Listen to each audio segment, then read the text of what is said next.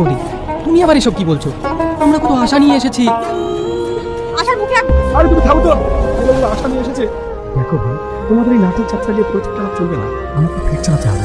আজকে দেখো না, এখানে ওখানে দাঁড়াতে গিয়ে দুপুরে খাওয়াটা যায়নি। ওসব বাদ দাও তো, তুমি খেয়ে নাও। গরিব মানুষের আবার শখ।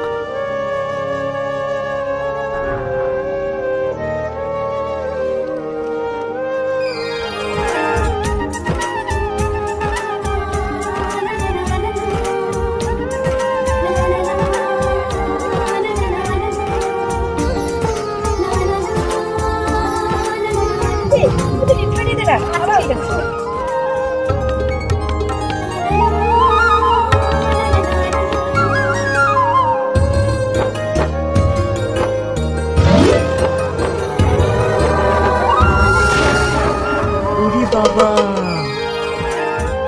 গুরু, এ গুরু, কি রে হিরোইন গো, হিরোইন। বিশু, ঠিকই বলেছিস রে। ও সুপার। আমি হিরো আর ও হিরোইন। এই বিশু, তুই নাটক কেমন জমবে বলতো? গুরু, তুমি একেবারে ক্ষীর। তবে চল সেটিংটা করে ফেলি। হাই সীমা। কি ব্যাপার? তুমি তুমি এখানে কেন? তোমাকে ভালোবেসে কত সুন্দর করে ডাকলাম, আর তুমি সাপের মতো ফস করে উঠলে কেন? কি দরকার তাই বলো। তোমার সাথে ফালতু কথা বলার সময় আমার কাছে নেই। দেখে দেখছো কেন? তুমি তোমাকে হিরোইন বানাবে, হিরোইন। My food. বাহ, সুন্দরী, চলে যাচ্ছ কেন? আচ্ছা, তুই নেতা ছেলে বলে চুপচাপ চলে গেলাম। দ্বিতীয়বার আমার সাথে এরকম বাগাতে করলি না, ফাঁপিয়ে লাল করে দেবে। যাও যাও সুন্দরী, হিরোইন তো আমি তোমাকে বানাবোই। হিরোইন বানাবে? কিভাবে কিভাবে গুরু? দেখবি, চল আমার সঙ্গে।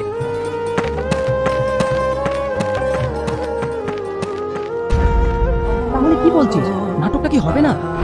হবে না মানে? আলবাত হবে, তুমি তো বলেই খালাস। হবে কি করে? সঠিক লোক নেই, একটা ভালো ডিরেক্টর নেই, তার উপরে আবার টাকাও নেই। আপনি এসব নিয়ে তোমরা ভাবছো কেন?